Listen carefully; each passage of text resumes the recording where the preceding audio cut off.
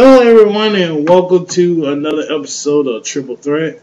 I am Big D, and to my right, California Kid, Cali Kid, and on the phone, the man, the myth, the legend, and hopefully still alive at the Auburn loss, the Pike. You're already screwed up. Every time you say your name, you make me want to go to McDonald's. You know that? The Big D. It's like, I just want to go to McDonald's and eat a Big D. Big Double. It's not a real thing, but it's just funny saying, let me get a Big D with a Big Mac and a double quarter pounder and some fries and an apple pie. Yeah, well, hello everybody. We're still alive. We don't have Ebola.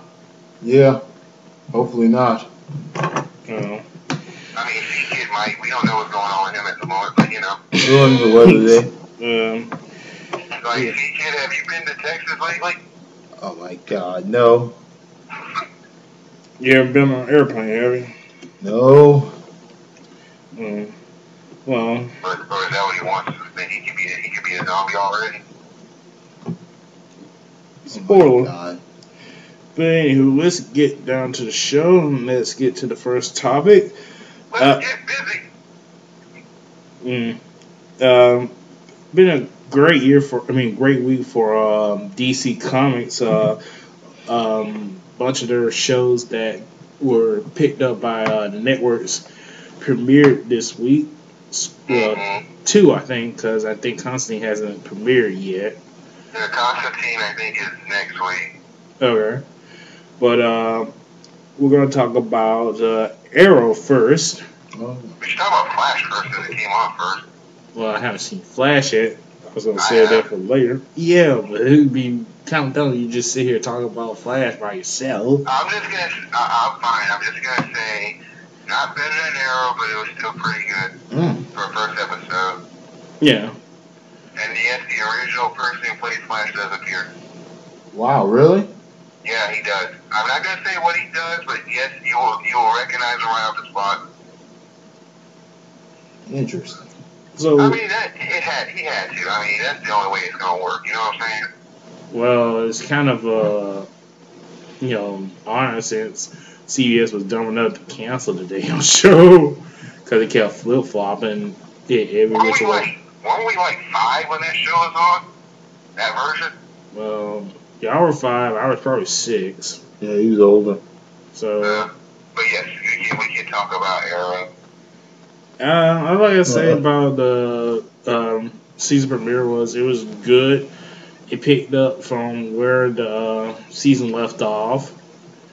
Kind of I kind of understand how the hell he could be broke, but he still have the club and all the gadgets, but he's broke. Yeah, it's underground, and I'm sure like the people with him helped him out. It's just he's broke. He's what you call rich people broke. Like he's bankrupt, but he's not broke. You know what I mean? Yeah. Kind of like that, and but yeah, it was. I enjoy it. Arrow's still in my top 5 of favorite shows on right now, and it was. It has that show has some of the best action on more than any current TV show right now, arguably. Very well choreographed action. That's the one show that does it right when you do superheroes and TV shows. That is the one that gets it right, and it's just Stephen Amell, the guy who plays Arrow, is fantastic. I really would like to see him try American Ninja Warrior one day. He might do well. Watch his Facebook videos. Tell me he wouldn't nail that. He could do it. And so, but it was like I said, good episode and shocking ending. I did not see that coming. Yeah, that almost had me in tears. Yeah, I was just bummed out. Oh man, and you really care about a character when something like that happens. Yeah, the way they did it was, good lord. I wanted to be a smart ass on Facebook and say this better mean this particular person is going to be on another show based around DC character that's happening. Nah, they pretty much mean they Can you imagine though if that person did it though? Oh, yeah. Depends on where they put her. But I think they said that she's gonna be in more of the flashbacks now, cause But it was a good show. But I enjoyed it. I watched season 1. I just got a kick out of it. Yeah, it's really good. I'm glad. let's get into the problems we were talking about that you had with the show season 1. Yeah, I guess my only gripe about the show was just some of the, I know they have to develop character tension, but sometimes I think they go a little over the top with it, and at times it got to be a little too much for me. And then some of the decision making and the writing. Sometimes the characters do things that are just nonsensical, and it doesn't make sense under any circumstance. And you're just sitting there like, okay, what was the point of this? But other than that, the show itself is fantastic, and my favorite character, the thing that's keeping me watching, is Slade Wilson. I mean, I really am getting a kick out of that. Like, Slade Wilson is great. Yeah, the dude that plays Slade is awesome. Obviously, I like the bodyguard. Yeah, he's good. Diggs is good. Yeah, Diggs. Just the camaraderie between him and Arrow is just hilarious. He was a great add-in. Yeah. I mean, really good add-in. And like I said, they better put that motherfucker in the Justice League movie. I would hope. I think they said it wrong. Again, has he not deserved that? I think he could play. It's just that. Yeah, it's just that they want to kind of dip away from the universes. So they always do. I just think that's that one shade of gray that they just need to let happen. Well, for anybody that's planning on getting the Legos Batman 3 video game, they did say that they were going to do a DLC of Arrow, which you would get. Who would get that? I say anybody that's going to get the Batman, Legos Batman game. The only Lego game I ever played was Rock Band. That was fun. That'd be good. See, it's in the right direction. I mean, they might do it, they might not. I just like to have wishful thinking, but yeah. As I was saying, thank God you motherfuckers finally started watching it. As I was saying, the DLC would include Arrow, Felicity, Diggs, Jesus Christ. I like Felicity. She's a trip. She's hot as hell too. Merlin, Deathstroke, and a bunch of others, and you also get a free level too. Ooh. So I like it is very Lost-like, but I love how they do the flashbacks. I love the flashback. That's my favorite part of the show. I love how they do it. Like one moment and then just switches and he's basically like a different person. And just seeing him transform, it's really cool. I think that's been the show stealer for me, the flashbacks. Yeah. That cast on the flashbacks, the guy who plays Spires, everybody, they've just been stealing the show from me. Yeah. Yeah. That whole cast, whoever the chick is who plays Yao Fei's daughter, they're just owning it. Yeah, I think the fighters have a lot to do with that show being successful. Yeah. But oh yeah, and I did like Arsenal's costume. That was pretty badass. But on to the next topic. Let's talk about Gotham. As people already know, Gotham is the story of Batman before Batman became Batman, and it centers around Gordon. How many times did you say Batman at that moment? Twice. You're throwing a Bruce Wayne in there. Like Batman before he became Batman. It's just that Bruce Wayne became Batman. Well, go on. And it focused mostly around Gordon and the Gotham City Police Department. And Bullet. Yeah. I would say is the first episode. It was good. It just tried to threw in so many of the Batman villains at one time. Cause you got a cameo by Ivy, you got a cameo by Catwoman, which I did like the opening sequence because it was a throwback to Tim Burton's Batman. And they threw in Riddler and I think that was pretty much all the Batman villains that they showed, other than It made you wonder in that one clip if that was Joker. well, I think they said like it's gonna be like references to Joker. You Because he saw him doing stand up and he just wondered for a second, Yeah, but I think they said it was gonna be references to Joker and not actually gonna be Joker. Well, I gotta say the one scene was when Jada Pinkett Smith was kicking the crap out of Penguin. That to me is the star maker of that show. The guy playing Penguin, he is fantastic. Yeah, I think he's gonna be like the main, like, not I won't say the main villain of the show, but he's gonna be like the focal point right now, since Ivy and Catwoman are like young, and I don't think they probably gonna turn Riddler too soon into like the major Riddler just yet. I like how they're doing Riddler. They only show him for like a quick second, and you just wait for that. You're waiting for that one moment when he finally does snap. Yeah. Because it goes like it's inching away, and I like how a friend of mine was saying that with the first episode, you can have a drinking game with how many times he introduced himself as Jim Gordon. Mm-hmm.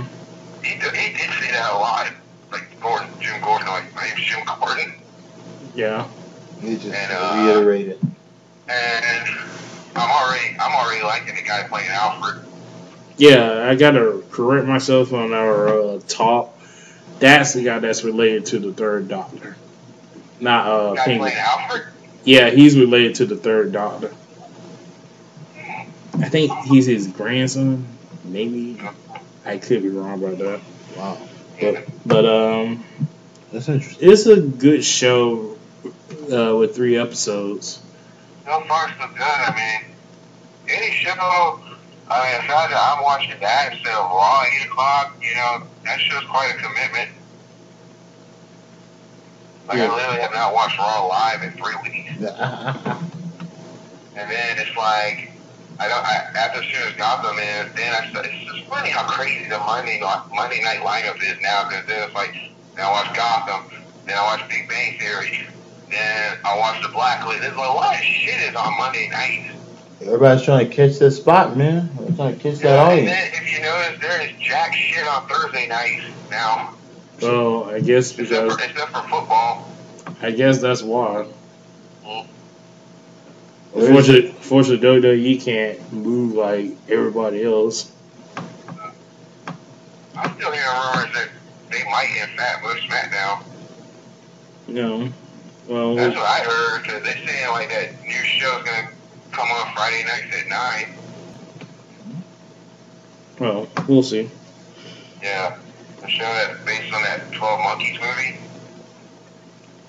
No, I know what you're talking about, but I haven't seen it. You ever seen that flick?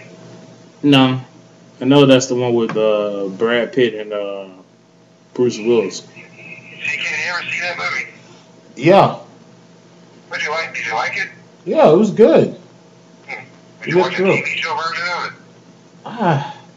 I hope, as long as the acting is on par. Like, I would need the acting to be on par. Like, I mean, that would be the sell. Yeah. Well, yeah, but I did go off track. I just gotta say, like, I'm gonna keep watching Gotham, see if it goes from there. I don't even watch SmackDown anymore because Girl Meets World comes on, so it's weird. No. Okay. What? That's a good show. The fact that I'm watching the Disney Channel on Friday night, that does something. Well, you're on your own for that one. All right. You like Boy Meets World? I watched like the first season, and then after it just lost interest with me. Wow. Good. Okay, on to this one. Netflix released the first image of Daredevil. Now, I should warn you for all you fanboys, it's not the original Daredevil costume. From what someone was saying, they went back to the beginning costume of Daredevil. If I could describe it, it's like a ninja suit, like all black. What? It's like a cloth suit, like black mask and black costume. I've never seen this one. Well, someone said that it's, uh, it's definitely in the comics, so they are being true to the comics, but it's not like the original Daredevil suit. It's like I guess a prototype, kind of like what Peter Parker had in the Spider-Man with the uh, what- like what he wore when he was the wrestler. Yeah, the variation. Yeah, kind of like in the Sam Raimi movie, but it looks pretty good. And they also had like the poster for it, and I'm still hyped for it.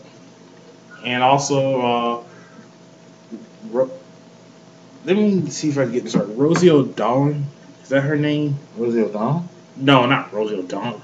Rose. Right, what's the chick's name? Rosie. Rosario Dawson. Yeah. Oh yeah, Rosario Dawson. Yes. Yeah, she's also added as cast in Daredevil 2. I bet. Too bad it's PG. Yeah, you're gonna get that. PG on Netflix streaming. That's gonna be weird. That is Well, weird. just a show. But it looks pretty good, and hoping that it's good because if that's successful, we're gonna get Luke Cage. You're gonna get that and who else? It's like wasn't there supposed to be 4 of them? It was an agent. I think that's what Luke. what was her name? Jessica Jones? Yeah, And Iron Fist. yeah, and if that's successful, they'll do Heroes for Hire. So with Netflix, it's crazy how huge Netflix is getting. So it's a pretty good chance it's gonna be successful. Yeah. It's like, will I get into it as much as House of Cards or Orange is the New Black? I don't know, but I am optimistic. So. That's it. Well, I still got to catch up on Orange is the New Black and House of Cards. So. Well, time to get into some. Did you watch Hemlock Grove? Not yet. I've been meaning to. That's good? It's good. I like it. That to this day, and you think I've done it before, that is the only show where I binge watched a whole season for a day. Wow. And it was like the last day that we were gonna have Netflix streaming. I actually binge watched the whole second season for the whole day on my iPad. Wow, binge. Yeah. So I can understand how people do that. It is exhausting. Yeah, you need a lot of snacks. That's what I did. A lot of snacks, a lot of chips. My iPad, I had to charge my iPad, and so I used my wife's iPad for a while. This guy's crazy. It is very time consuming. I did the same with Dexter one time. Really, for a day? Yeah, I watched the entire season. Did you realize what time it is and realize how much time is gone? Yeah, you go crazy. Damn, I could have went outside or something. Or at least showered. Would have been the healthier option. So, but yeah, it's okay. It's not a bad show. Like, it's good for the horror crowd, Yeah. Well, time to get into some wrestling topics. Yay. Word is that Angle is a free agent and he's in now talks with WWE. He is still going back. Well, if you... It's already a given. Well, it's kind of surprising with all the rumors saying that Triple H was mad because he went behind his back and went to Vince. But I wouldn't be shocked if they brought it back. It's like with WWE these days, how serious can you take the rumors? Yeah. For real. But I think he's gonna, even if he is upset, he's gonna think about best for business before anything. Oh, what's best for business? I'm just assuming, I don't know if he would wrestle, but he's just at least gonna get a DVD out of it. I doubt they'll let him wrestle. Yeah, with a all DVD and maybe even a Hall of Fame spot. With all the injuries he sustained and all that. Yeah, maybe a GM spot. Now, enough with the GMs, please. Yeah, they already Teddy Long already was a decent victim. GM though. Yeah. Yeah. Back down, it was something to do. I mean. But maybe even become an NXT trainer. Yeah, I can see that. Can you imagine getting under the tutelage of Kurt Angle? Yeah. That could work. I can see that. Yeah. But, good. I mean, it's like, what else could he do at TNA? I mean, except for the knockouts belt, he's won every single belt. I mean, how crazy was that storyline? Remember that storyline? What storyline was that? When Kurt Angle won every TNA belt?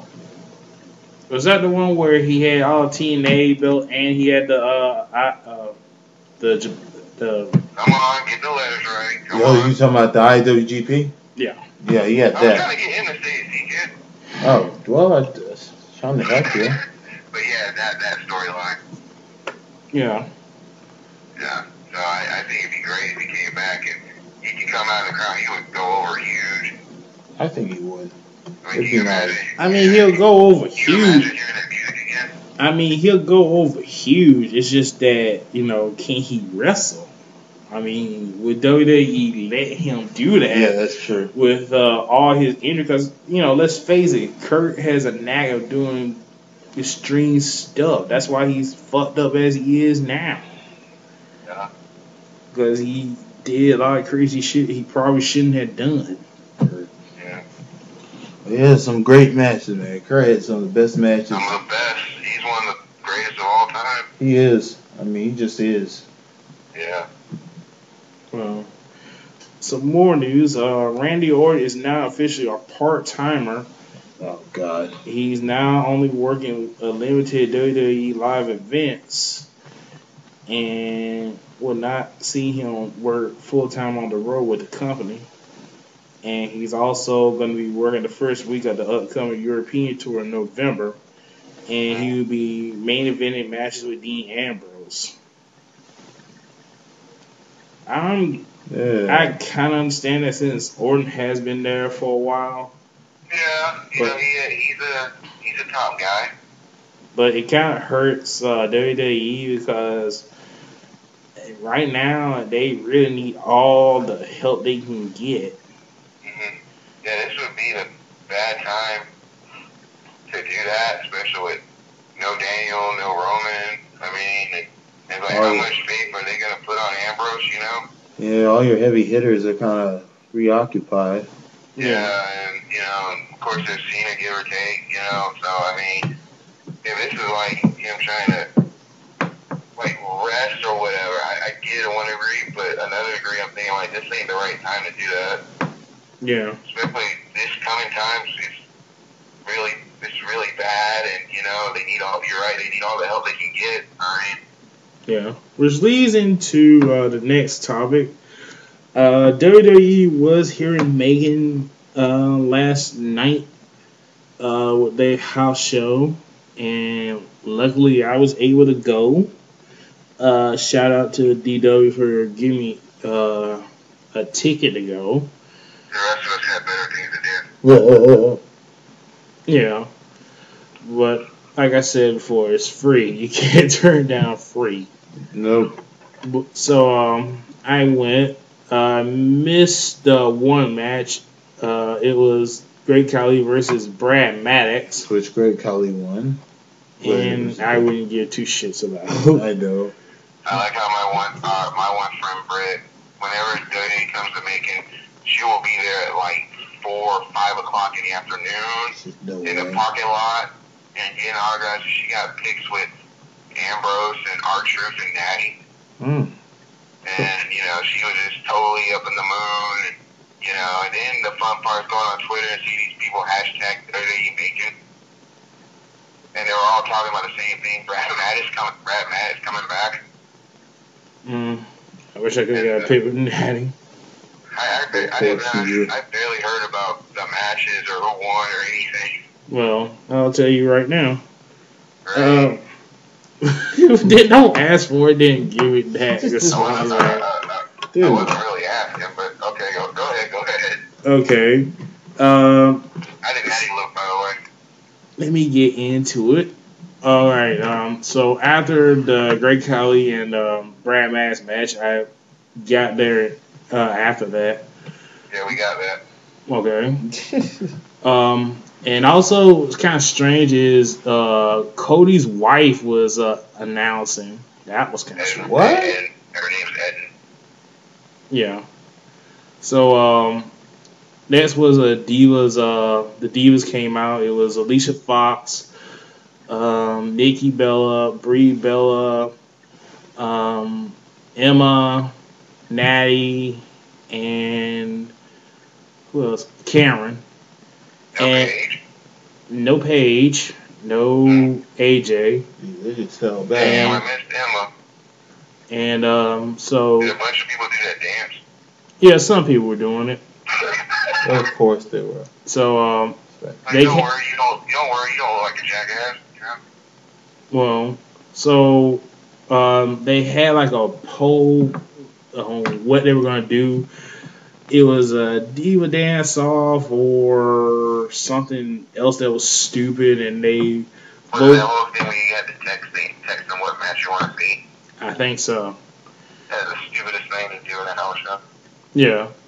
So they decided on diva dance off. Then they had the heels dance. Then they had the face dance. And then right when the faces were still dancing, the heels attacked. Did any of them break dance? Not from what I saw. I was trying to get a picture, but my damn phone wouldn't work. Yes. And yes, Natty was fine as hell too. Easy come, easy go, huh? That's what I wanted to know. I don't know why he was going on about that. I said, that's what I wanted to know. That's all you want. So they didn't have an actual match? Well, Brie got on the mic and she did her little promo, and then it turned into a 6-woman tag. Where's it along when you need them? Wow. It's a 6-woman tag, player. Ha ha ha. Oh yeah, it's like So, tag match. so the match was decent. The only botch I could saw was Emma was doing her Emma smash. That's what she called it in the corner, and she was gonna go for it the second time. Nikki got to Karen, and either she didn't move her out the way in time, or Emma ran in too fast, and instead of moving her, she still hit Karen. And then Nikki moved her after that, so that was the only botch that I saw. I was honestly through the whole match, I was still just paying attention to Bree jumping up and down on the outside, back and forth. Sure you were, man. Yeah, he was enjoying that. So nothing really much happened in the match. It was decent. Bree, Natty, and Emma won. And then after the match, Nikki tried to attack Bree, but Bree put her in the yes lock. And then after that, she led the whole crowd into yes chants. Yes. Yes. So after that, we had Rusev come out with Lana, and they were getting booed a lot. Lana got on the mic and talked down about how Megan was pitiful, which was true. I mean, yeah, we're going to be cheering. We're the ones going to be cheering you on. So it's like, yeah, we're terrible. Yeah, I kind of. Woo! So, At least we ain't Texas. yeah, and then she talked about Rock interfering on Raw, which we'll talk about later. Then, They should be Putin. yeah, they showed a picture of Putin. They always do. Then Swagger came out and Cole took a promo, being in Georgia, that was the Peach Day and all that. And everybody in the building was doing the whole We the People, which is... Thank you, Jack Swagger. Whenever I now think of Georgia, I'll think of you. Well, Like, Georgia... we the people. Well, this whole state's a Republican state, so of course they're going to do that. So anyway, Rusev and Swagger was next. Basically the same match you saw before. Decent match. Rusev won. And that was pretty much it for that one. Yay. Then next came actually match of the night. Dolph Ziggler and Cesaro. Dog got like a huge pop, and it was just a great technical match between Cesaro and Ziggler. With Yeah, I heard that was like fantastic. Some other people at this taping today said it was an excellent match. yeah, it was very good. You know, they didn't do any high flying or anything that much, but it was good to see. It was good to see Dolph with his title since he lost it thanks to the airline. Yeah, Cesaro did a swing. No, you know he can't do the swing now because he's a heel. Yeah, they He do. did it Friday night. He did. Yeah, he did. Sheamus Friday night. But like I said, it was pretty much match of the night. Dolph won.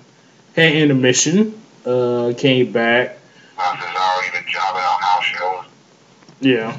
Then we had Miz music hits, and everybody thought it was the Miz, but it was Sandow.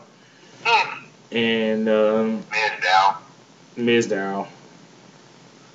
Then Adam Rose came out with 4 people on the party bus, the Rosebuds, and the Bunny. Party time! Everybody's favorite, yeah. And everybody went back, including the Bunny, and it was a decent match. The Bunny came back out. This was Miz Dow, and then helped Adam get the win. And while he was out, I guess somebody had an Adam Rose sign, and he signed it. It was a pretty good match, decent. But oh yeah, I got to say something. During some of the matches, they kept showing those stupid. Well, those weren't stupid. It was the thing for the network, and it was loud as hell. Yeah, they're gonna boost and I that couldn't hear very good because they were promoting the network like crazy. You know, it had stuff from like Attitude Era and all that. It had that stupid $9.99 thing coming up, and then they had the thing about Monday's Raw with the stupid chick from Real Housewives of Atlanta and Todd, whatever, and Todd. Is it? I can't really say his name. Dr. Crispy. Yeah. Yeah. But more about that when we get to it. Thank you, Rob, for giving me another reason to watch Gotham instead Monday night. Oh, he's gonna skip it again. So, and they did have like a bunch of Susan G. Coleman stuff too, because I guess it was promoting the Susan G. Coleman Foundation here. They still had like the pink ropes and all that, so that was kind of good. So we come to the tag team match for the tag team titles. The Goldust and Stardust versus the Usos. And I have to say, the Usos were major over here in Megan. They were like popping like crazy. A lot of people like them. My cousins like them. Yeah, they're very. A lot of people like them. Yeah, a lot of people had the Usos shirts on too. Those are cool shirts. I will give them that. Yeah, but it was a good match. There was pretty much the only high flying you got other than the main event, and. But unfortunately, the Usos lost, and Goldust and Stardust retained. And the Usos pandered to the crowd after the match. And then we come to the main event of Dean Ambrose versus Kane in a street fight. Could someone please explain to me that I thought in a street fight anything goes? Yeah. So why the fuck was the referee keep telling them to get back in the goddamn ring? It's a fucking street fight. I think he got caught on the anything goes, but it's not false count anywhere though. So how over was Ambrose? He was over. People were screaming and hollering, And so right off the bat, It's amazing how kids really like him. yeah, I just love that one of our neighbors is this woman with 2 kids. These 2 like little 5-year-old kids, and or 5, 7, whatever. And this one little girl has a Divas Champion T-shirt. And I asked her who her favorite wrestler was. I'm thinking like she's gonna say something like, I don't know, like a Cena or something. Like she said Dean Ambrose. It's like there's hope for this younger generation yet. yeah. And of So course, her mom's still Roman Reigns. the moms of Roman Reigns. That's one thing I noticed. A lot of moms love Roman Reigns. Good for Oh Roman. yeah, go on. But was it a good match though? Right off the bat, Ambrose got like a bunch of chairs. They used kendo sticks. They used the steps. Then they used the tables. The first table they brought out, Kane put it up in the corner. It broke, but instead of like breaking in the middle, it broke like at the end of the table, so it was a kind of a botch. Yeah. Then Kane brought out another table, and it looked like Kane was going to suplex Dean into the table, but Ambrose reversed it. Ambrose tried to hit him off the top rope, but Kane caught him and chokeslammed him through the table. And the match ended with Ambrose doing the double arm DDT, getting the win. So, yeah, shades of Foley. So, if I had to say it was a great, for getting for free, it was a great event. If I had to pay for it, I would have been a little bit disappointed because there was no Cena, no Seth Rollins. You see, some of them come out there. AJ, no Paige. Yeah, there's like front row seats for like over $100-something. I just feel bad for anybody who went in that deep. Yeah. Some of my closest Facebook friends did that. Yeah, if I had paid. I would, yeah, because, if I had went, it probably just, if it was free, just to maybe buy a shirt or wristbands or something. The craziest thing is, at the concession stand, they had like these glow sticks, and they weren't like as small as the DX glow sticks that they used to have. I mean, they were these big like tube glow sticks. I'm like, seriously? Did they have cool shirts though on sale? They had they still had like the shirts and all. Oh yeah, no Wyatts, which I was also pissed about. Well, can't really do the Wyatts together anymore. Yeah, we'll talk about that in a minute. Yeah, and this sounds like I guess if you got it for free, that's good. But it don't sound like it sounds way worse than that. That show I went to last year sounds like it was way better. I mean, that was one of CM Punk's last shows, so. Yeah, but at least you got to see CM Punk. I mean. Yeah, I'm saying the show I went to sounds way better. He was there. I mean, I got to see Punk and Wyatt family. This was like really before Wyatt family really got over, and Usos and Orton and oh yeah, and Orton wasn't there either. Orton wasn't there. Well, I guess it is true. And who else was there? And shit, I can't even remember. I think Daniel Bryan was there. Yeah, I think Daniel Bryan was there, and I want to say Cena was there, and so yeah. But at least you got to see him for free though, and you got to experience the Adam Rose experience. Yeah, for far away. Well, I was happy. What's up? I don't know. They usually include like a few NXT guys for these house shows.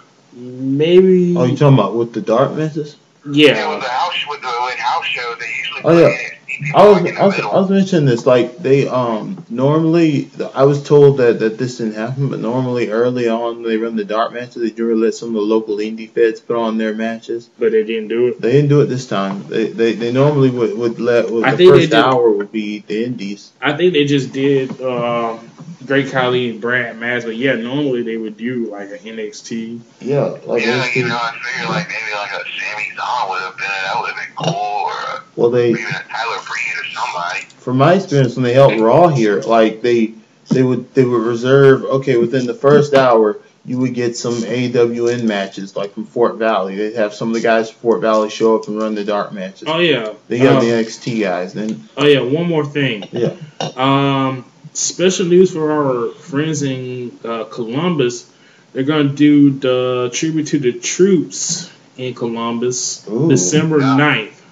Yeah, they are. Ooh. So maybe you guys want to do a road trip there? Road trip. The good old Columbus. It's actually nice there. I went there once for I know, I've been to Columbus. Yeah, it is nice. College football game. Yeah, it's kind of like Macon, but better for some reason. Fans know what that. What the hell isn't like Macon, but better?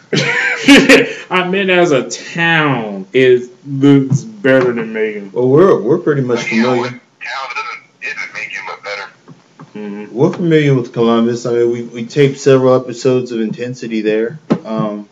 We taped there before. So, Columbus, you got SmackDown coming. Isn't Georgia? I guess maybe for only military, like you can get in for free, right? Or do you have to pay to go to that? I think you got to pay to go to that. I mean, it's not troops, but, it's not WCW, man. They ain't gonna give it to you for free. They ain't got that Turner money. In Georgia, I mean, unless you probably, if you're an Army service, you might get in free, but I don't know about that. Yeah, maybe you can make a donation or something, I don't know. But it's got Tribute to the Troops is fun. I always enjoy watching Tribute to the Troops. And also, didn't they say that stupid? Well, I shouldn't say stupid. That country group Georgia Florida Line is gonna be there. Why are you hating on Florida Georgia Line so much? They're a fun group. I mean, at least they're celebrities who actually are into the product, Yeah, didn't these guys botch a match at one of the pay-per-views? They didn't botch, they just joined in. Yeah, but then one of them screwed up because they couldn't remember the name of the program or some shit like that. I still rather watch them than Kathy Lee Gifford. I mean, we'll get into that. Oh boy. But like I said, all in all, for free, it was a great experience. But if I had to pay like $100 or $200, I would have been kind of disappointed. Yeah, you'd have been shorted. Unless you just really had passion, just had the experience or got autographs or shit like that. Well, like I said, I would love it met Natty, but beggars can't be choosers. I probably would have went there and bought a Page shirt.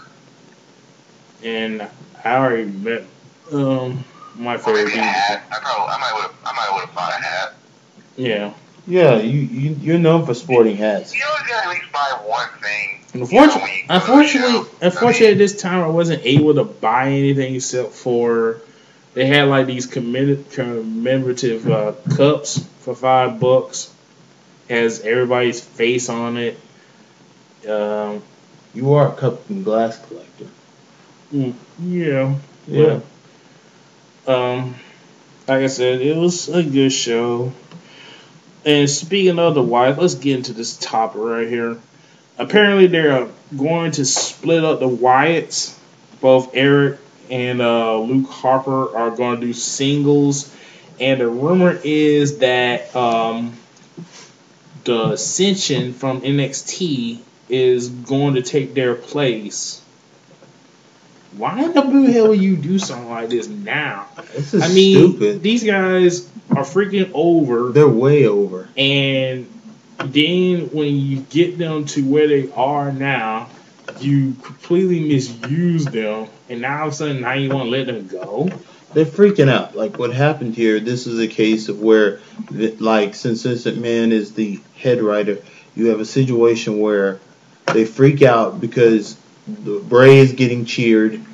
They want him to be a heel, but he's getting cheered. Well, that makes him an anti-hero. That doesn't mean you break him up and turn him face. That's the worst, stupidest idea ever. I don't understand how WWE gets this notion in their head that they have to make these kinds of moves immediately. It's stupid. They didn't have to do anything but stop burying them. They've been burying them since their debut. It's stupid. Nah, they buried them since that Cena. whole thing with Cena.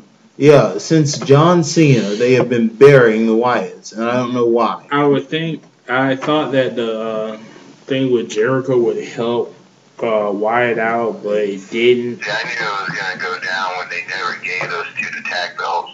It was stupid. They wasted. After all the great matches they have with Usos. They have great matches with Usos. And you think it was gonna finally happen with the fact that they gave Rowan Harper their own music and like how the crowd is just embracing this group with their cell phones, and and it's crazy how they're doing it. I mean, they really should not have done this. They should have kept this going. And of them, I'm sure Harper's gonna probably get over more than anybody. Harper isn't gonna get over.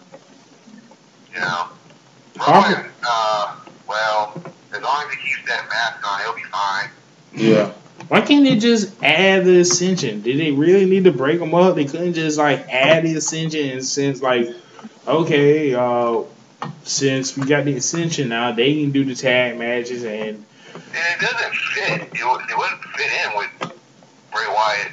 When you look at the Ascension, I mean, it's like they're their own. They're another entity. So I don't see how that's gonna work if that's happening. I mean.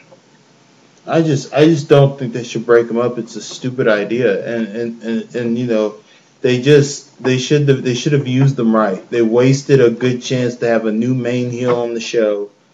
Like they had a powerhouse. The audience began to turn at WrestleMania for Bray. I just don't understand why they're trying to bury him. When you got a crowd seeing he's got the whole world, you got something. I know they started turning. Like at first they were reluctant to sing because they wanted to just. It was kind of awkward, but then they all started singing it, and then that's when you knew. That's when you. Should be the next WWE Studios movie right there. Yeah. Well, there is somebody trying to do. No, it's the two girls who made See No Evil 2. They want to make a Wyatt family movie, and then they say like you just gotta buy if you buy See No Evil 2, and then we'll make the Wyatt family movie. Wow. So, I guess me and Vince are going to buy See No Evil 2. If it's just that simple, because I want to see a Wyatt family movie. I'd watch that. I really got to give credit. I've been having a party at my house, like popcorn, pizza, and shit. We watching this fucking thing. It's just, when I look at the whole situation, it's just such a waste of good promos. They kind of waste it. It's one of the worst wastes. That's some of the best video work WWE has done in a long time. I know. They're wasting it. And it's like, and then it's like, what is that supposed to mean with the pregnant woman with the It's Coming thing? I don't know. The baby is coming. Yeah, what the fuck is that supposed to mean? Baby face. It's a comment. It's one of those cinematic little like film theory criticism kind of thing. It's like one of the little things they throw in there. It's a hint. They're saying baby coming. Baby get coming. The picture. Yeah, it's baby's coming. Baby face. He's going baby face. It's a metaphor. That's another rumor that he's gonna possibly go face. Yeah, he's going face. They're going to try to turn him face because people are cheering him. They're making the same generic decisions they always make. They need to keep him. Maybe a tweener, not so much a face. That's what I was saying. Why are they turning him face? It's stupid. I mean, either way, he's going to get over regardless. I mean, they're wasting a great guy here. It's just gone combust. And like you said with the WrestleMania thing, it's like now it's like keep thinking there's going to be hope. They're going to finally use it right with the Jericho thing or even Money in the Bank. And now it's just this. And it's just a lot of question marks. And they're wasting time. And they're wasting talent. Like, next year, Eric Rowan's going to win Money in the Bank. I think my friend Cameron made a good point when he was mentioning that, I was mentioning that I think that, people were talking about how, and we'll get probably in this later, but how TNA had started getting better. At least the matches is starting to get back to normal. Their stories still suck. But, I mean, ultimately, like, if TNA gets back on track, like I was saying, it could spell doom for WWE, who continues to waste talent and time. But then, like, he brings up a point. The only problem with TNA is they don't know how to run their business. But still, it does not excuse WWE from continuously crushing talent. Like, they're just really wasting good talent. They need to go ahead and clean out the top card. I don't give a damn about what they say about John Cena leaving in 5 years or whatever the hell. They need to do this now while these people are still young. But anyway, it's just a really bad idea. To bring them up just really too soon. I hate that. I hate that it's happening like that. I wish they could have. I think they just could. They could have kept going. Yeah. But it seems more like this, like Ascension is going to be the next group to come out. So yeah. But speaking of the, I say they're going to probably come around maybe the day after Survivor Series. Well, speaking of the Ascension, but if he with Bray Wyatt, I don't know, but they're pretty much coming. Yeah. But speaking of the Ascension, I was able to watch NXT Takeover 2. I gotta say it was decent. I mean, for the matches that were on there, they were good matches. I didn't really watch the whole thing. I just skipped along to certain matches. Well, let's see. They had a hair versus hair match I didn't really care about. Bull Dempsey versus some dude I didn't really care about. The only matches How is Bull Dempsey? I think they're trying to make him into Rhino. But do they have that one guy that they're trying to make the new Angle? What's his name? Jason Jordan? I don't know. I haven't seen him yet. But the things I saw the Ascension versus Sin Cara and what's his name?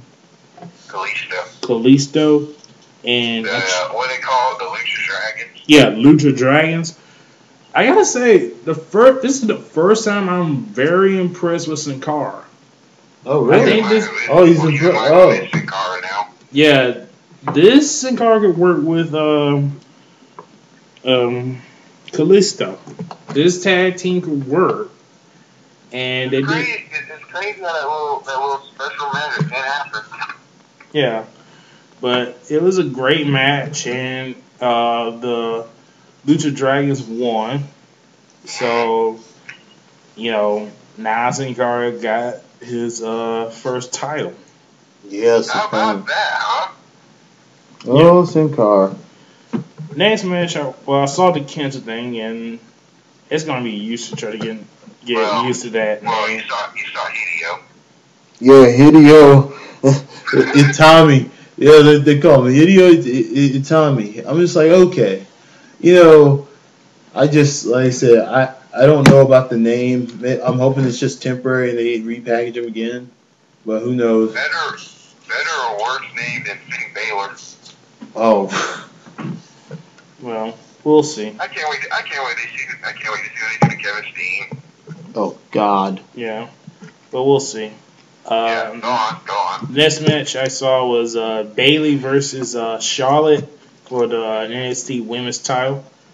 I gotta give Charlotte credit. She's good in the ring. I've heard Charlotte's good. I've heard good things about her. I've heard good things about Bayley too. So I think I got a new Diva crush. Bayley. Of course you do. We got Bayley. Congratulations, you want to bang Ric Flair's daughter. Not Charlotte. She's married, and I say Bayley. Huh? I say Bayley. He wants to bang Bayley. Yeah, Bayley's hot. You should see her Instagram. She's great. She hugs a lot. Oh, she's a hugger. Yeah, she loves to hug. There's this one funny Instagram where she hugs Biggie Langston behind him. Oh my God. It is some of the fun. She is a funny chick. Yeah. But like put her on fucking Total Divas. Yeah. Better than Don't put her on Total Divas. Rosa Mendez. Don't put her on Total Divas. She actually has talent. She actually has talent. Watching if she was. She actually has talent and a future. If WWE use her right. Natty has talent. Yes, that's what makes it sad. You're an asshole. You're one too. But yeah, so. But the match was. But now that she's won how long you think it takes before she finally debuts on WWE? Who, Charlotte? Yeah. 2-3 months tops. I just see her feuding with Paige. Well, they need somebody to feud with Paige. Because the whole thing with AJ is getting old right about now. It's still entertaining, though. Yeah, but it was a great I'm match. not ready to complain about it yet. It was a great match, and Charlotte can go. She's following the footsteps of her dad. So If she does, I've been meaning to ask, does she have a strut or anything? she does the chops. How's And that figure four? I haven't seen her new move, but they did say that she has incorporated the figure four into her own version. I gotta see saw that. that Instagram where she was dissing Miz the figure going like, this is how you do a figure four. Oh my goodness. Well, she would know. Burn. You got to. I mean, look at her father. She got to burn. Yeah, You know? she's got the she's supposed to be a master of the figure four. Yes. A master figure four and a master talker. Yeah. Like that Von Erich. It's like the Von Erich girl, and she hit the Von Erich claw. No. She was a crappy wrestler, though. No. I know she wasn't. No. She wasn't good in the ring. We're not praising what's her name? I forgot her name. We're talking about, what the hell was her name? Lacey Von Lacey Erich. Von Erich. Lacey We're not Von giving Erich. credit to Lacey Von Erich. Lacey Von Erich, yeah. Not for no goddamn call. What the hell's wrong with you? We're not giving no credit to Lacey Von Erich for no damn claw. Come on, man. I was just doing a flashback, man. It's Lacey Von Erich. When she was in the Beautiful People, right? I just really think they rushed her out. She wasn't ready. I don't think she was ready. She wasn't. Didn't she injure herself just by going in the ring? Yeah, she wasn't ready. She wasn't ready. Her in-ring performances are very like. I'll give her one small credit. She was kind of good playing the dumb girl. I mean, she played that. She was hot. She was hot. She was good at that. I mean, She was a pretty girl, and it's just that I feel like they needed to work her a little bit more. They really needed to really work with her. Madison Rain did better for her, better in her role. She was she did. She was rushed. I think she was really rushed out before she was No, ready to get out TNA there. just had her because she was a Von Erich. That's it. That's what I'm saying. Nothing more, nothing less. She should have been. No, she shouldn't have just got this spot. She should have been Yeah. rushed. She should have been like worked more. And the next match and the final match I saw was the Fatal 4-Way. I have to say, this is pretty much probably going to be up there for Match of the Year to me. Adrian Neville, Tyler Breeze, Tyson Kidd, and Sami Zayn for the NXT Heavyweight title. Ooh. That's gonna be This good. was a damn good match. And if anybody has not I gotta seen see it, that one. please try to watch it. It was as good as anything as WWE has shown in the That's whole right, fans. year. If you really want to see it, Big D will cover your $9.99 on your app. You can watch it. $9.99. $9.99. Yeah, I've heard nothing but great things about that match too. It's like one of the best they've ever done, and all four guys really should be on Raw right now. I'm telling you, Yeah. Raw needs to regroup and just redo that whole roster. Breeze, Neville, Kid, and I don't know why is it that it's always back and forth with Kid? I mean, my God. I don't know. And Sami Zayn did this like Breeze is gonna end up becoming like the biggest heel in no time. I think he has a chance to be the next Shawn Michaels. Yeah, he is going to get over. So I don't know why I'm keen on Breeze. I just feel like he's going to have so much potential. But Sami Zayn did this one move where he took out Tyson Kidd, took out Adrian Neville, and then he kind of redid the same move he did against Cesaro when he went through the in between the dive. You can't. Yeah, but instead of doing a dive, he did it and they turned it into a DDT. Oh wow! He went You through. can't help but feel the flying tornado DDT. Especially if you've been watching him for years as El Generico. And I seen him do it as a head scissor. One time he went through there, like this was another when he was in El Generico. He went through there and did like in the head scissor. That was cool. Mm-hmm. the Brain Buster. Yeah, that was cool. I love the Brain Buster. Yeah, they need to just do it and have him and Steen together again. That was such a fun tag team. I mean, you didn't think it would work or make sense, but they made it work. So I imagine this match was great. And I don't know what's taking so long for them to put, like I said earlier, put Neville on Raw. No. I don't understand Raw, period. I don't understand why they won't move. That is an awesome finisher. Yeah. But Adrian Neville won by Sami Zayn had, I think it was Tyson Kidd pinned, but Adrian pulled the referee out and Super Kid Zayn, they came down outside to confront him about it, and then God damn, Adrian Neville with that damn red arrow. That, I swear to God, they gonna stop him from doing that. Even though it's great as hell, they gonna stop him from doing that shit. I like how you tell folks to watch the show. You are giving them the finishes. They will. Dude, it's been out for like 4 weeks. It's like, you know. It's been out for 4 weeks. So shouldn't they have already watched it? So that's the thing. When it comes to these finishers, the WWE gets they get really itchy about this kind of stuff, and they start like changing and it's amazing he hasn't hurt anybody with that move yet. I mean, they were as lenient as they were with Evan Bourne. I mean, they were very lenient. I mean, and like he could have easily hurt himself or the other person. Especially the way he be twisting and turning, he could easily hurt himself. Oh, that with Neville, yeah, easily. You know? But especially it's like math. You really gotta make sure you land that perfect, you know?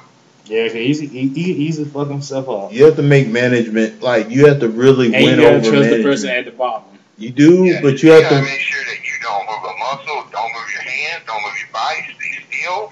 You have to win over management's trust to get away with stuff. I mean, they really have to like you. I mean, they really have to like you and believe that you're going to nail the move. I mean, you've got to convince them to know that you can nail this move even on a sick day. I mean, you really got to believe that you could.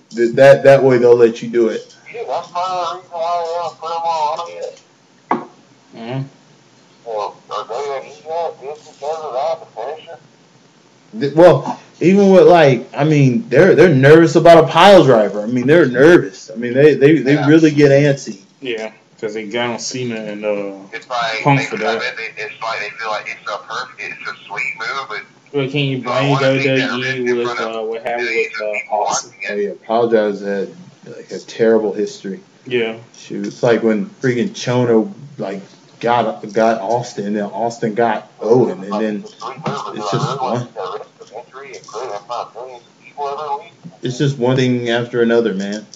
Yeah. I was surprised though because I didn't know that until like last year. I didn't know that Austin's neck originally Austin gave Chono a neck injury, and this is Masahiro Chono, the guy who was the head of the NWO in Japan. They Austin and him had a match, and Austin did the pile drive on him and broke his neck. Later on, here you go. Boom, receipt on Owen. Receipt comes from Owen. It's weird, man. It's had a bad history. The pile driver.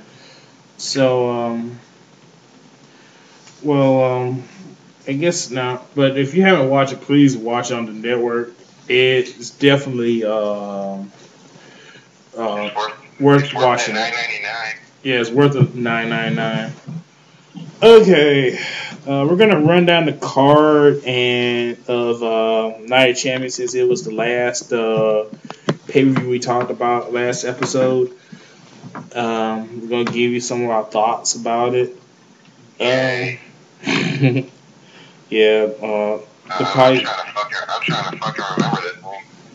I'm gonna tell you right now. That was sarcasm, dude. This pretty much was spoiled because of the house show review I gave.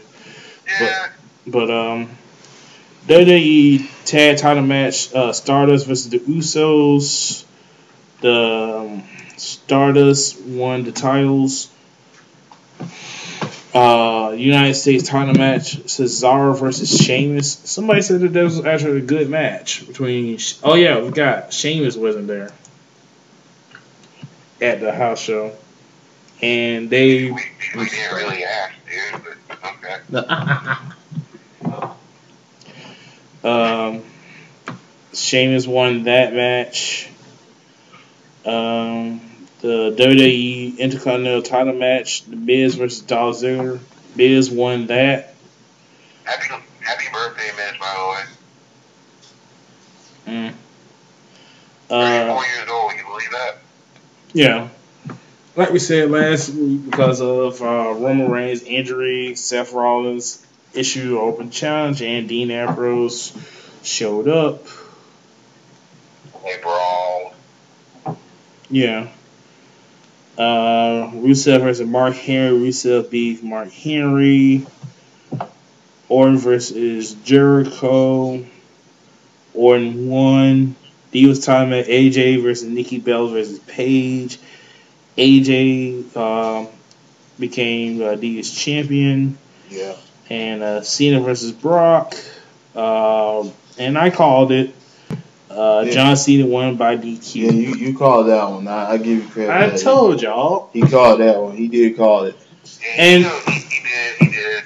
Yeah, he did. Also, am I the only one that thought that was the weakest curve stomp that Seth Rollins did on Brock, and they actually wanted us to believe that knocked Brock out? I think it was pressure.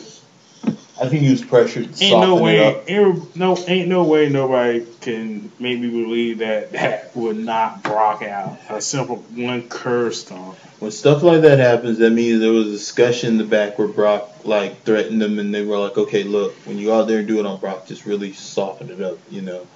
I think they said one time I think he Sheamus took it and he knocked himself out.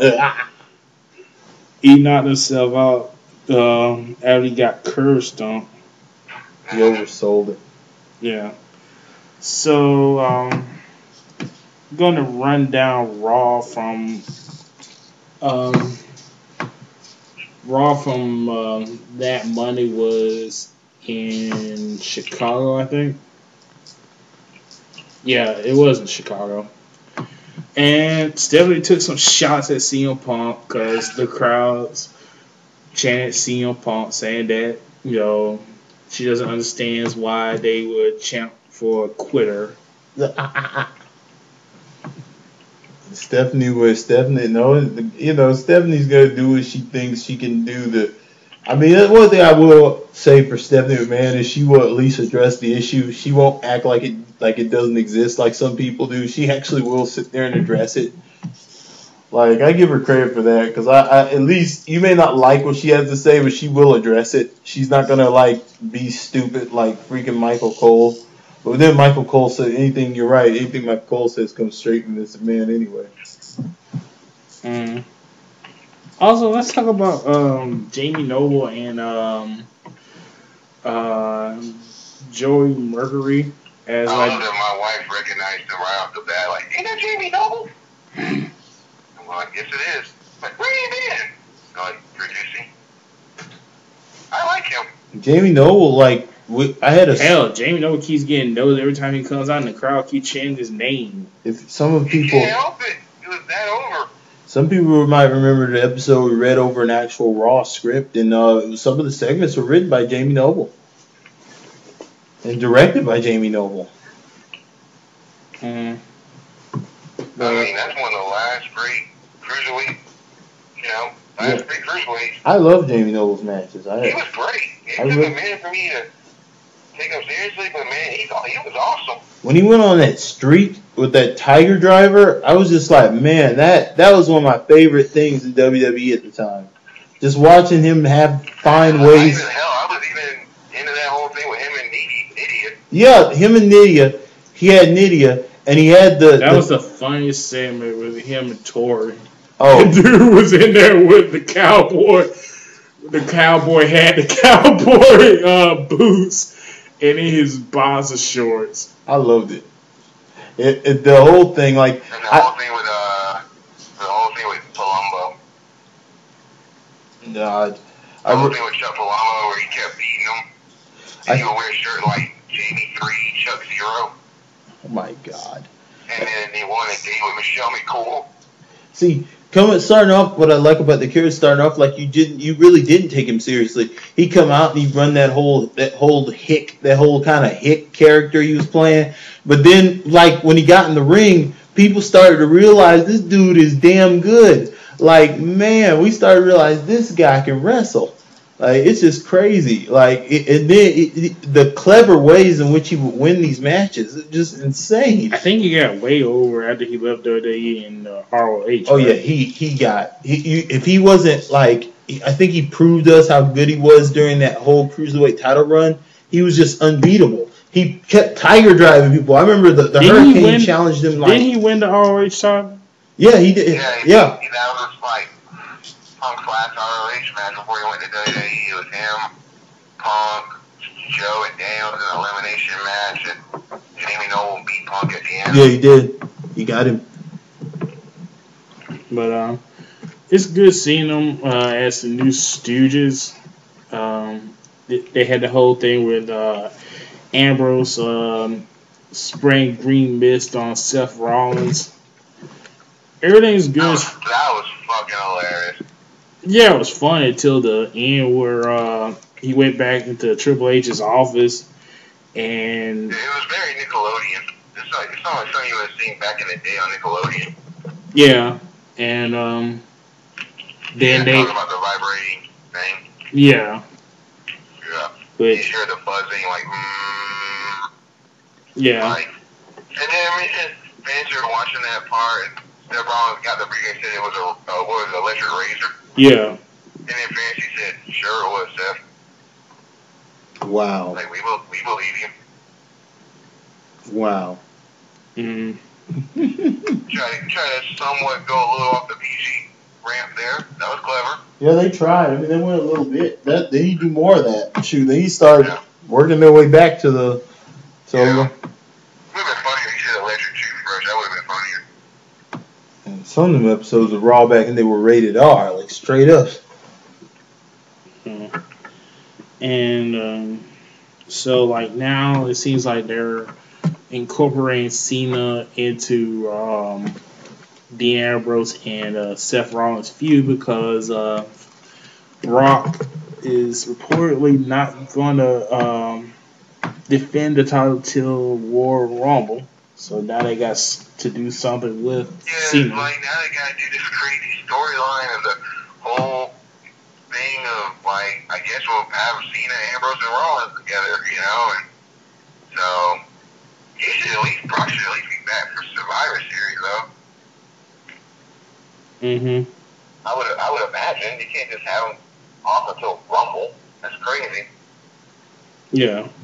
So they have him these part-time. Survivor Series is still a moneymaker, so he'll be back for that. Against who, I have no idea, but... Yeah, that was pretty much the only good thing about Raw. Everything else was kind of iffy. Let's go to Raw in Brooklyn, where Seth, you know... Well, actually, let me go backtrack.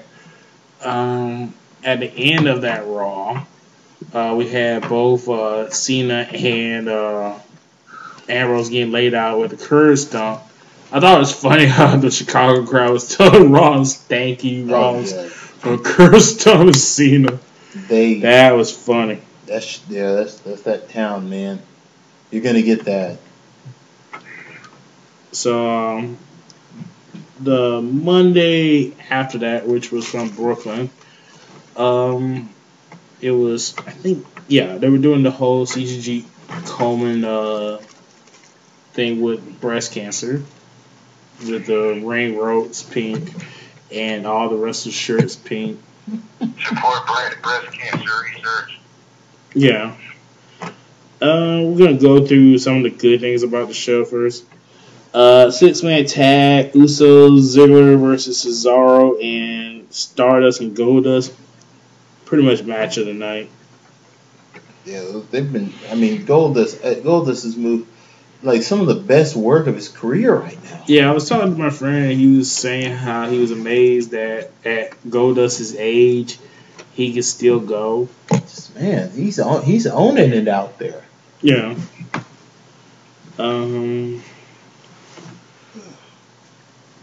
Anybody care about this whole Boathouse versus Mark Henry thing?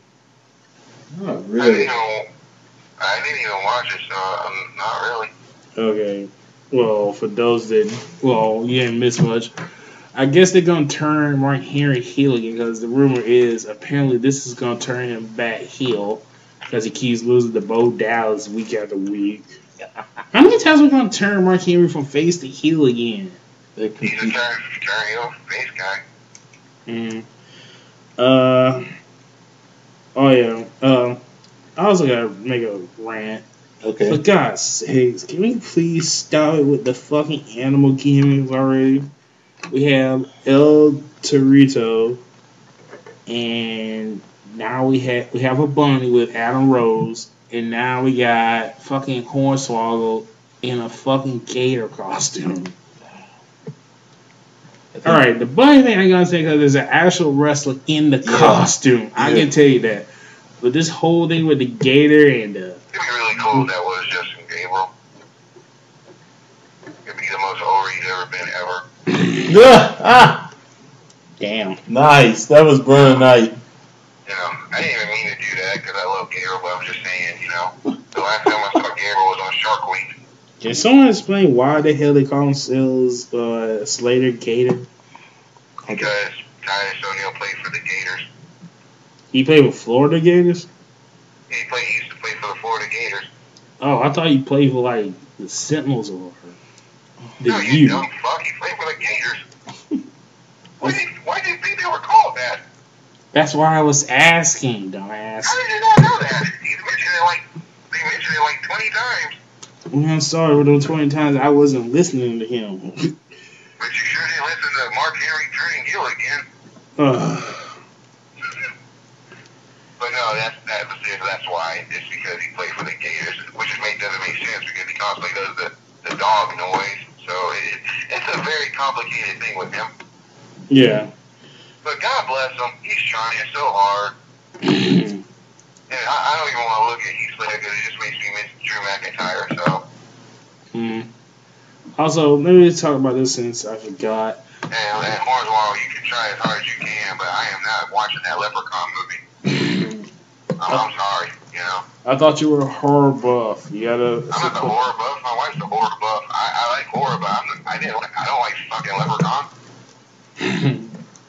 As soon as if I'm really drunk, maybe I'll watch Leprechaun in the Hood. That's about it. Leprechaun. That is old. So wow, you really took me back on that. Wow. You just stereotyped the whole genre. That's just like, wow. Okay, moving on. I forgot something also from Chicago. There was a segment with Big Show and Rusev where somebody finally did something about the Russian flag. And Big Show, which amazingly, I'm glad nothing really happened because Big Show's a big guy and he can easily tore down the whole stage set like that. Wire. Yeah. I didn't think the Russian people really care that much. I think they do with all the tension between America. Like Russian announcers, like Rusev is very over, like as the face. But I just love to see that, like hear that how Rusev is over as a face. What do you think, Rocky IV? I'm just saying that I think Vince is getting caught up in trying to restart this Cold War and be ahead of the game when it comes to the propaganda. I think he's trying to make big sales off of something that is not really going to get to that point, and I think it's a waste of time for everyone, but I think he's just, the old man wants his war back, and I guess that's why the company's doing this. But really, it's not really, tensions are high, but not that high with Russia. Nobody cares. It really isn't. There's no red scare around here. Nobody's scared of Russia right now. Nobody even cares. It's not really scared. We're scared of other countries more. Yeah, right now if you're gonna do something on North Korea. For God's sake, if you're gonna do a gimmick, that do means it. they have to put over North Korea talent. Everybody's nervous about North Korea now because Kim Jong-un They think he they thought he was sick, and I hope he's not, because if he's sick, then that other dude takes over, and nobody wants that dude in charge. That second in command guy with the glasses, nobody wants that dude in charge. Oh my God, no.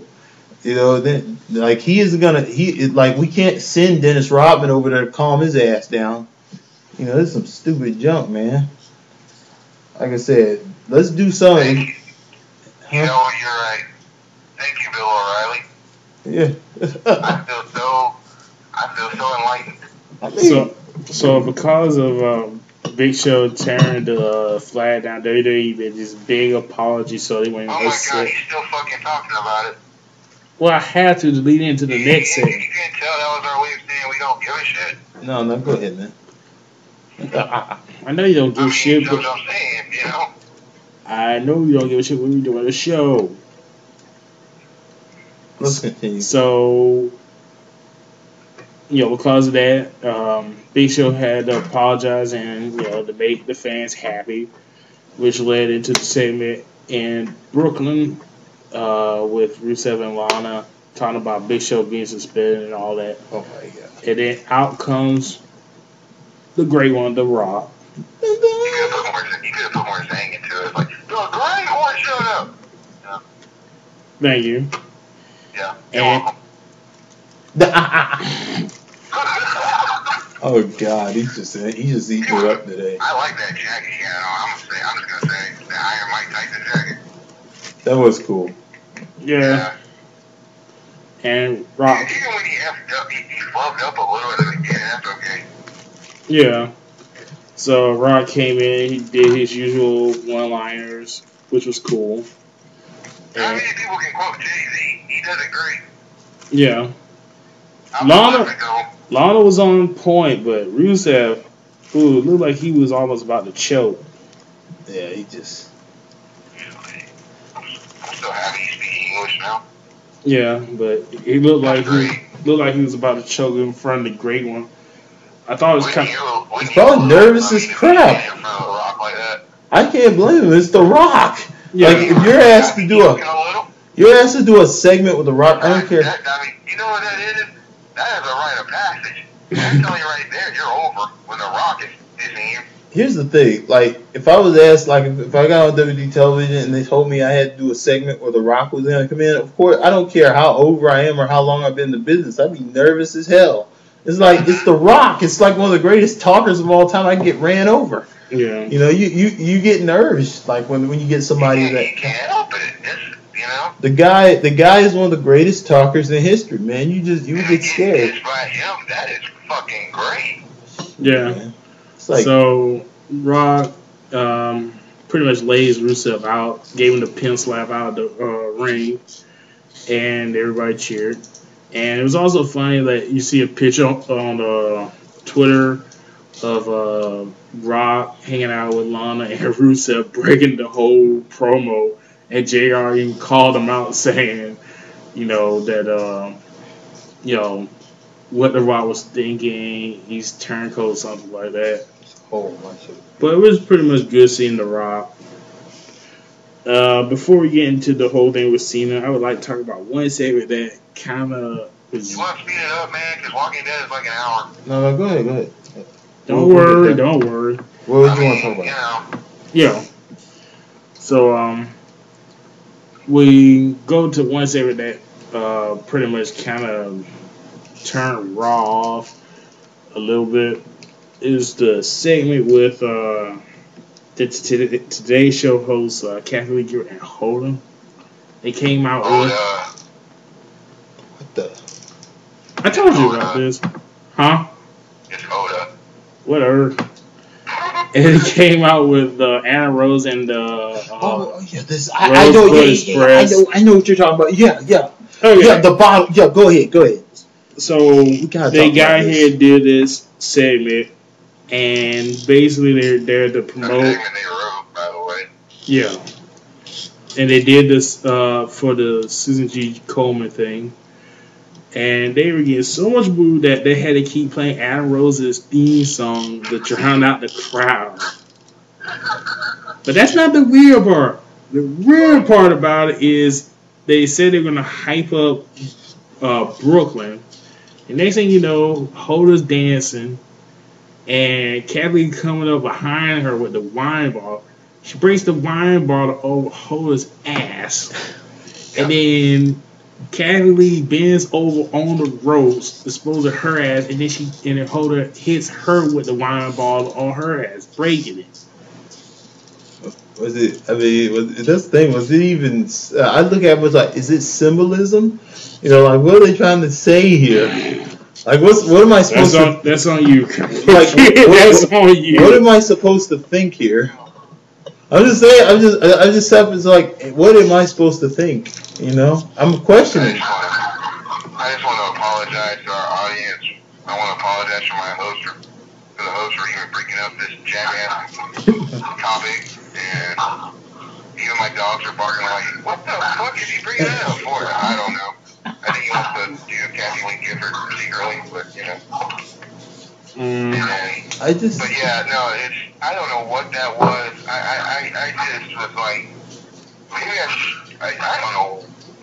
It was bizarre. Look at those two to see him again, you know. It was so bizarre.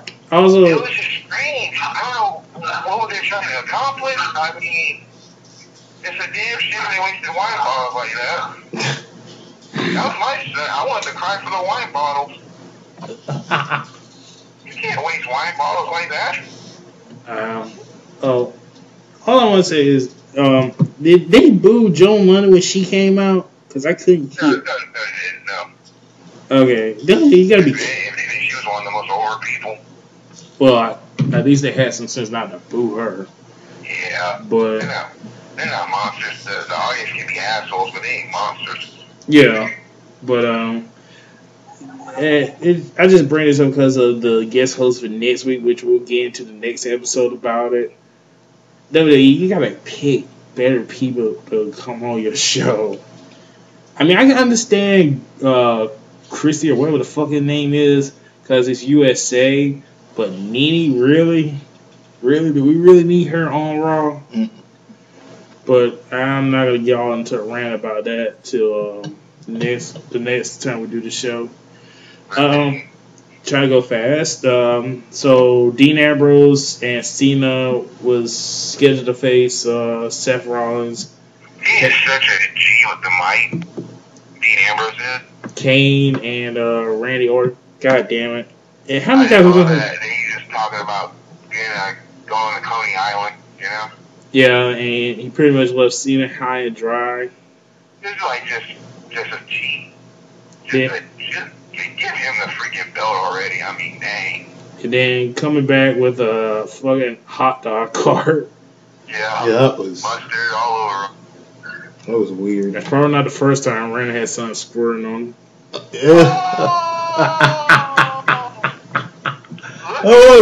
He went for it. Nice. Damn. Good job. Nice. Good one. Bravo. I'm standing up and clapping for that. That was great. That was bravo. But so the match ends with Ambrose. Did they pin somebody in that match? No, because they just. Around that time, I was flipping with that and Blacklist, and I don't really remember. So Triple H and Stephanie come out and said that Hell in a Cell is going to be Cena versus Ambrose, and whoever wins face Rollins in the cage. And then Ambrose hit Cena with a double arm DDT. And that's how the show ends. Wow. Well, seriously, do we really need fucking Cena in this whole goddamn feud? He just seems so out of place. He just doesn't belong. It really makes no sense. How much longer were they going to keep Ambrose and Rollins going? How much longer are they going to keep Cena in the main card? It's just time to get him off. And please, for the love of God, can we stop with the Seth Rollins, Orton, Kane, 6-man tag match stipulation bullshit? That's just too much. I'm tired of that. Yeah. But unfortunately, we're probably going to get more and more of it. Also, tomorrow they did promote at the house show that it's going to be Rusev versus Big Show in a match. Oh yeah, I'm totally gonna watch that. Oh. But anyway, let's finish up the show with what California Kid was alluded to. No disrespect to Clay, which I had Yes. it wasn't like a spat, but a little disagreement about how TNA is good.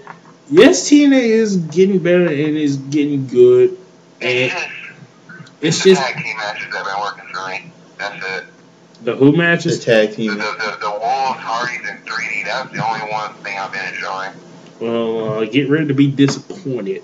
That's That's all I'm gonna say for if you didn't read the spoilers. Which I did not.